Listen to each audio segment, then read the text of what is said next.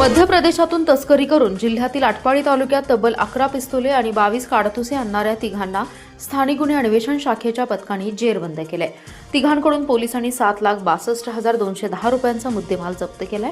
या प्रकरणी संशयित मयुरेश मनोहर आदाटे, मारुती अशोक गुजले, वैभव उर्फ गब्बर संजय इंगळे या तिघांना अटक केली आहे। तर मध्य प्रदेशातील पाजी नामक पुरवठादाराचा शोध सुरू आहे।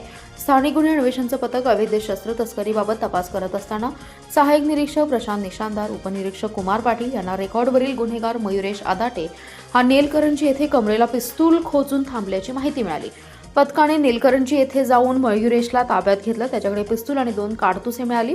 पिस्तुलाबाबत चौकशी केल्यानंतर त्याने मारुती गुजले हा थोड्या वेळापूर्वी खरसुंडी येथे पिस्तूल दिल्याचं सांगितलं। त्याला घेऊन पथक खरसुंडी येथे आलं तेव्हा तिथे थांबलेल्या मारुतीला ताब्यात घेतलं। त्याच्याकडील पिशवीत 3 पिस्तुले 6 काडतुसे मिळाली।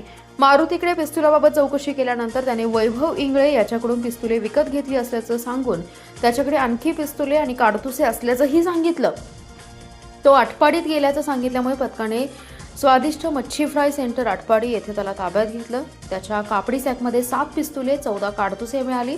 चौकशीत त्यांनी मध्य प्रदेशातील पाजी नामक व्यक्तीकडून सेंधवा येथून पिस्तुले आणल्याची कबुली दिली आहे। दरम्यान आटपाडीत कारवाई करून मोठ्या प्रमाणात रिव्हॉल्वर जप्त केलेल्या पथकाला कोल्हापूर परिक्षेत्राचे विशेष पोलीस महानिरीक्षक रंजन कुमार शर्मा यांनी 50,000 रुपयांचं बक्षीस जाहीर केलंय।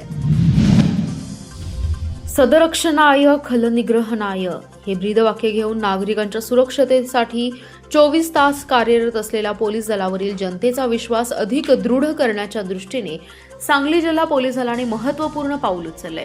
गुन्ह्याच्या तपासात जप्त करण्यात आलेल्या मुद्देमालाचे शिस्तबद्ध, पारदर्शक आणि नियमानुसार हस्तांतरण करण्यासाठी घेण्यात आलेला मुद्देमाल हस्तांतरण कार्यक्रम हा कायदा आणि सुव्यवस्था अबाधित ठेवण्याबरोबरच नागरिकांच्या विश्वासाला बळ देणारा ठरलाय। कार्यक्रमाच्या अध्यक्षस्थानी कोल्हापूर परिक्षेत्राचे विशेष पोलीस महानिरीक्षक रंजन कुमार शर्मा होते। पोलीस अधीक्षक तुषार दोशी आणि अप्पर पोलीस अधीक्षक कल्पना बारवकर यांची प्रमुख उपस्थिती होती।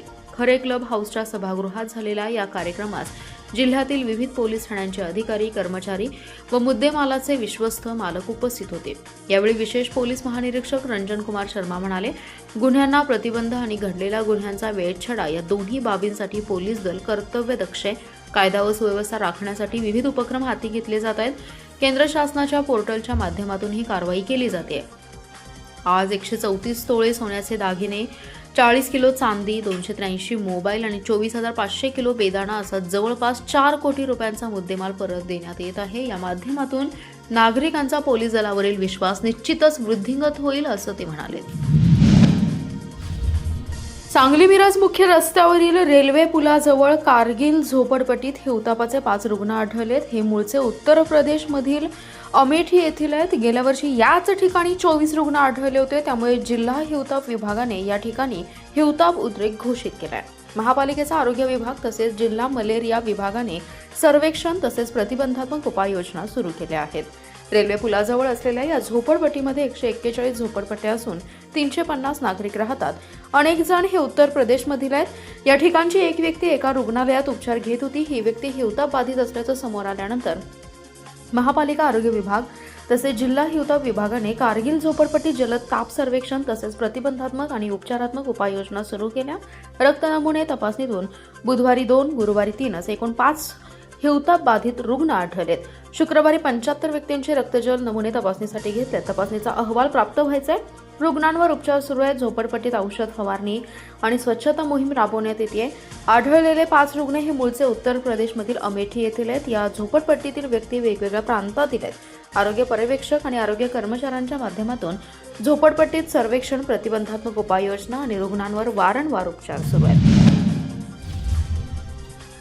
सांगलीत एका डॉक्टर तरुणीला मध्यरात्री नाश्ता शोधायला बाहेर पडणं जीवावर बेतलंय। विश्रामबाग येथील पोलीस अधीक्षक कार्यालयासमोरील रेल्वे उड्डाण पुलावर भरधाव मोटारीने मोपेडला धडक दिल्यामुळे डॉक्टर खुशी पवन मुंदडा ही तरुणी ठार झाली आहे। तर मोपेड चालवणारा डॉक्टर योगेश संतोष लड्डा हा जखमी झालाय। या अपघातामुळे शासकीय रुग्णालयातील निवासी डॉक्टरांमध्ये शोककळा पसरली आहे। गुरुवारी मध्यरात्रीनंतर 1:15च्या सुमारास भूक लागल्यामुळे नाश्ता सेंटर शोधायला जाताना हा अपघात झालाय। डॉक्टर खुशी मुंदडा यांनी MBBS पूर्ण केले असून पदव्युत्तर पदवी अभ्यासक्रमाच्या पहिल्या वर्षात त्या शिकत होत्या. सध्या त्या सांगलीतील शासकीय रुग्णालयात निवासी डॉक्टर म्हणून कार्यरत आहेत. मध्यरात्रीनंतर 1:15च्या सुमारास डॉक्टर खुशी यांची ड्युटी संपली होती. त्यांना निवासी डॉक्टर योगेश लड्डा यांना भूक लागल्यामुळे सहकारी कनिष्ठांना सांगितलं. त्यामुळे नाश्ता कुठे मिळतो हे शोधण्यासाठी डॉक्टर खुशी यांची मोपेडवरून ते दोघे जण निघाले. डॉक्टर लड्डा हे मोपेड चालवत होते. विश्रामबाग चौकापर्यंत त्यांना कुठेही नाश्ता सुरू असल्याचं आढळलं नाही. त्यामुळे चौकातून ते लक्ष्मी मंदिराकडे निघाले. पोलीस अधीक्षक कार्यालयासमोरील रेल्वे उड्डाणपूल चढत असताना समोरून पुलावरून वेगाने खाली उतरणाऱ्या मोटारीने मोपेडला जोरदार धडक दिली. या धडकेत डॉक्टर खुशी आणि डॉक्टर योगेश खाली पडले. डॉक्टर खुशी यांना कमरेजवळ मोठी दुखापत होऊन जखम झाली. अपघातानंतर घटनास्थळी परिसरातील नागरिक गोळा झाले. धडक देणाऱ्या मोटारीतून डॉक्टर खुशी यांना उपचारासाठी दाखल करण्यात आलं. उपचारासाठी भारतीय हॉस्पिटल येथे उपचारादरम्यान त्यांचा मृत्यू झाला. डॉक्टर योगेश यांच्या चेहऱ्याला तसेच उजव्या खांद्याला दुखापत झाली आहे. उपचारानंतर विश्रामबाग पोलीस ठाण्यात त्यांनी फिर्याद दिली आहे. पोलिसांनी मोटार चालकाविरुद्ध गुन्हा नोंदवला असून चालकाचा शोध सुरू आहे. मराठा आरक्षण जनजागृती अभियानाच्या पार्श्वभूमीवर मराठा आरक्षण संघर्ष योद्धे मनोज जरांगे पाटील हे 9 ते 11 ऑगस्ट दरम्यान सांगली जिल्ह्याच्या दौऱ्यावर येणार आहेत. या दौऱ्यात आटपाडी, कवटेमहांकाळ, बोरगाव आणि कडेगाव येथे जाहीर सभा घेऊन मराठा आरक्षणाबाबत जनजागृती केली जाणार असल्याची माहिती मराठा क्रांती मोर्चाच्या वतीने देण्यात आली आहे. जरांगे पाटील यांच्या दौऱ्याची सुरुवात रविवारी होणार असून सांगोला येथून सायंकाळी 7 वाजता आटपाडी येथे त्यांचं आगमन होईल. आटपाडी येथे जाहीर सभेनंतर त्यांचा रात्रीचा मुक्काम आटपाडीतच असेल. सोमवारी सकाळी आटपाडीहून शेटफळे, कोळा, पाचेगाव आणि कुची मार्गे कवटेमहांकाळ येथे आगमन होणार आहे. सकाळी 10 वाजता कवटेमहांकाळ येथे सभा आयोजित करण्यात आली आहे. त्यानंतर लांडगेवाडी, बस्तवडे आणि मांजर्डे येथे भगवा ध्वजारोहण कार्यक्रम होणार असून पुढे आरवडे, 5वा मैल आणि पलूस मार्गे बोरगाव येथे दुपारी 3 वाजता सभा होईल. त्यानंतर ताकारी आणि देवराष्ट्रे मार्गे कडेगाव येथे सायंकाळी 7 वाजता जाहीर सभा आयोजित करण्यात आली असून रात्रीचा मुक्काम कडेगाव येथे असेल. मंगळवारी मनोज जरांगे पाटील सातारा जिल्ह्याच्या दौऱ्यासाठी रवाना होणार आहेत. मराठा क्रांती मोर्चाच्या वतीने या दौऱ्याची सर्व तयारी पूर्ण करण्यात आली असून संबंधित तालुक्यातील मराठा समाज बांधवांनी मोठ्या संख्येने सभांना उपस्थित राहून मराठा आरक्षण जनजागृती अभियानाला प्रतिसाद द्यावा असं आवाहन आयोजकांनी केलंय. राज्य शासनाचा मराठा समाजाच्या खच्चीकरणाचा डाव आहे. अण्णासाहेब पाटील महामंडळाचा निधी रोखणे, आरक्षण, कुणबी दाखल्यांबाबत अडवणुकीची भूमिका हा त्याचाच भाग आहे अशी टीका मराठा स्वराज्य संस्थेचे राज्याध्यक्ष महादेवराव साळुंखे यांनी पत्रकार परिषदेत केली आहे. मराठा योद्धा मनोज जरांगे पाटील 2 दिवस जिल्हा दौऱ्यावर येत आहेत. जिल्ह्यातील 4ही सभांना आमचे कार्यकर्ते मोठ्या संख्येने उपस्थित राहणार असल्याचंही त्यांनी सांगितले. साळुंखे म्हणाले, राज्य शासन मराठा समाजाला अडचणीत आणत आहे. बेरोजगारांसाठी, छोट्या छोट्या उद्योगांसाठी अण्णासाहेब पाटील आर्थिक विकास महामंडळातून होणारा कर्ज पुरवठा बंद झालेला आहे. ज्यांनी उद्योग सुरू केले त्यांनाही व्याज परतावा मिळाला नसल्याने अडचणीत आलेत. महामंडळाला 1400 कोटींची गरज असताना राज्य शासनाने केवळ 150 कोटी रुपये दिले आहेत.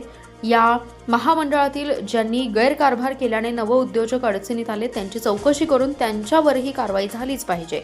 महामंडळाच्या 5 वर्षाचा हिशोब आम्ही मागितलाय. मराठा समाजाला कुणबी नोंदीचे दाखले दिलेत, तेही आता पुढे टिकत नसल्याचं चित्र आहे. त्यासाठी पुन्हा प्रयत्न करणं गरजेचं आहे. त्यासाठी आम्ही मनोज जरांगे यांच्या जिल्हा दौऱ्यात यावर चर्चा करणार आहे. दिल्ली येथे तरुणांच्या आंदोलनावेळी पोलिसांनी अत्याचार केला, ते हिंदू नव्हते काय असा प्रश्न उपस्थित केलाय. यावेळी सर्जेराव पाटील, वसंतराव चव्हाण, भाऊसाहेब यादव, रणधीर कदम, सुधीर चव्हाण, गजानन पाटील उपस्थित होते. सांगली कृषी उत्पन्न बाजार समितीची तातडीची सर्वसाधारण सभा शनिवारी सकाळी 11 वाजता कवटेमहांकाळ येथे होणार आहे. कवटेमहांकाळ आणि जत येथे स्वतंत्र उपबाजार समिती स्थापन करण्याबाबत जिल्हा उपनिबंधकाकडून करण्यात आलेल्या नोटिशीवर सभेत सविस्तर चर्चा होऊन बाजार समितीची भूमिका निश्चित केली जाणार आहे. बाजार समितीचे 14 संचालक विभाजनाच्या विरोधात असल्याने सभेत काय निर्णय होतो याकडे जिल्ह्याचं लक्ष लागलंय. महाराष्ट्र कृषी उत्पन्न खरेदी विक्री नियमानुसार जिल्हा उपनिबंधक सहकारी संस्था सांगली यांच्याकडून कवटेमहांकाळ आणि जत येथे स्वतंत्र उपबाजार समित्या स्थापन करण्याबाबतची नोटीस बाजार समितीला प्राप्त झाली आहे. या नोटिशीवर 10 दिवसांच्या आत अभिप्राय मागवण्यात आलाय. त्यानुसार बाजार समितीची सर्वसाधारण सभा बोलावण्यात आली आहे. सांगली बाजार समितीच्या विभाजनाचा विषय गेल्या काही काळांपासून चर्चेत आहे.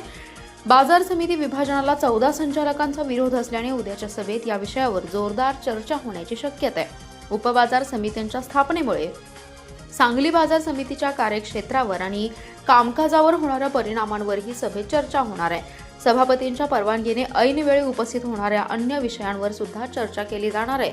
बाजार समितीचे सचिव महेश चव्हाण यांनी विविध संस्था आणि व्यापारी संघटनांच्या प्रतिनिधीस सभेस उपस्थित राहताना नियुक्तीपत्र आणि अधिकारपत्र सोबत आणणं बंधनकारक असल्याचं स्पष्ट केलंय। सांगलीतील विविध परिसरात मोबाईल दुकान, पान टपरी, बेकरीसह दुकान फोडणाऱ्या आंतरराज्य चोरट्यास पोलिसांना जेरबंद करण्यात यश आले। या चोरट्याकडून चोरीतील मुद्देमालासह 11,09,000चा मुद्देमाल जप्त केलाय। विश्रामबाग पोलिसांच्या गुन्हे प्रकटीकरण शाखेने माधवनगर परिसरात ही कारवाई केली आहे। बसवराज परसापा हरिजन असं अटक केलेल्या चोरट्याचं नाव आहे। शहरातील राम मंदिर चौकातील मोबाईलचे दुकान मध्यरात्रीच्या सुमारास दुकानाच्या छताचा पत्रा उचकटून फोडून महागडे मोबाईल लंपास केले होते। या घटनेची नोंद विश्रामबाग पोलिसात झाली होती। घटनेचं गांभीर्य लक्षात घेता पोलीस अधीक्षक तुषार दोशी यांनी तातडीने संशयितांचा शोध घेण्याचे आदेश दिले होते। त्यानुसार विश्रामबागचे पोलीस निरीक्षक सुधीर भालेराव यांनी गुन्हे प्रकटीकरण शाखेला सूचना दिल्या।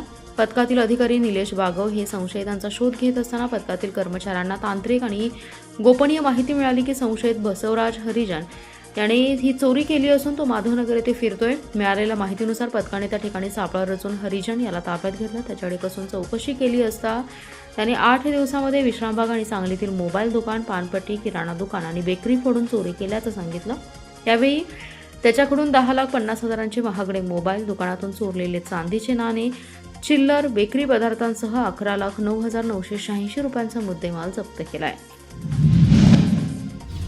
सांगलीतील स्वातंत्र्यवीर सावरकर प्रतिष्ठान संचलित नेताजी सुभाषचंद्र डिफेन्स अकॅडमीच्या पहिल्या बॅचने यश संपादन केले। 1 जून 2026 पासून स्वातंत्र्यवीर सावरकर प्रतिष्ठान येथे नेताजी सुभाषचंद्र डिफेन्स अकॅडमी कार्यरत आहे। या अकॅडमीमध्ये भारतीय सशस्त्र सेनेमध्ये अधिकारी होण्यासाठी 12वी आणि त्यानंतरच्या विद्यार्थ्यांना NDA तसेच पदवीधर विद्यार्थ्यांना CDS स्पर्धा परीक्षेसाठी आणि SSB मुलाखतीसाठी प्रशिक्षण दिलं जातं। SSB मुलाखती 5 दिवस घेतल्या जातात। त्यात उमेदवारांच्या अंगी असलेलं नेतृत्व गुण, टीम स्पिरिट आणि त्यांच्यामधील विविध क्षमता, त्यांच्या मानसशास्त्रावर आधारित विविध चाचण्या घेतल्या जातात। त्यानंतर ही 5 दिवस वैद्यकीय चाचणीला उमेदवाराला सामोरं जावं लागतं। नेताजी सुभाषचंद्र डिफेन्स अकॅडमीच्या पहिल्याच वर्षी श्री महेंद्र अमरेंद्र देवधर आणि कुमारी संस्कृती रंगनाथ देशपांडे यांची SSB मुलाखतीमधून NDAसाठी यशस्वीरित्या निवड करण्यात आली आहे। या दोघांच्या यशाबाबत त्यांचं सर्वत्र कौतुक होते। या दोन्ही विद्यार्थ्यांना डिफेन्स अकॅडमीचे संचालक निवृत्त कर्नल हेमंत जोशी आणि स्वातंत्र्यवीर सावरकर प्रतिष्ठानचे अध्यक्ष विजय नामजोशी यांचं मार्गदर्शन मिळाले। सध्या नेताजी सुभाषचंद्र डिफेन्स अकॅडमीमध्ये NDA आणि CDS स्पर्धा परीक्षेसाठी विद्यार्थी मार्गदर्शन घेत आहेत। सांगली आणि जवळच्या जिल्ह्यातील अनेक विद्यार्थ्यांना भारतीय सशस्त्र सेनेमध्ये अधिकारी बनण्यासाठी शास्त्रशुद्ध प्रशिक्षण आणि मार्गदर्शन दिलं जाते। त्याचा जास्तीत जास्त इच्छुक विद्यार्थ्यांनी लाभ घ्यावा असं आवाहन स्वातंत्र्यवीर सावरकर प्रतिष्ठान सांगलीतर्फे करण्यात येत आहे। महापालिकेच्या परिवहन सभापतीपदी भाजपचे कुपवाडचे नगरसेवक प्रकाश पाटील यांची बिनविरोध निवड झाली आहे, तर प्रभाग समिती 4च्या सभापतीपदी राष्ट्रवादी काँग्रेस अजितदादा पक्षाच्या शिरीन पिरजादे यांची निवड झाली आहे। काँग्रेसने अर्ज दाखल न केल्याने या सभेत बिनविरोधी निवडी पार पडल्या। अतिरिक्त जिल्हाधिकारी सुशांत खांडेकर यांच्या अध्यक्षतेखाली या निवडी झाल्या। प्रभाग समिती 4च्या तत्कालीन सभापती अश्विनी कोळी यांचे नगरसेवकपद रद्द झाल्याने सभापती निवडीचा नव्याने निवडीचा कार्यक्रम जाहीर करण्यात आला होता। या सभापतीच्या पदासाठी राष्ट्रवादीच्या शिरीन पिरजादे यांचा एकमेव अर्ज बुधवारी दाखल झाला होता, तर परिवहन समितीच्या सभापती पदासाठी भाजपचे प्रकाश पाटील यांचा अर्ज दाखल झाला होता।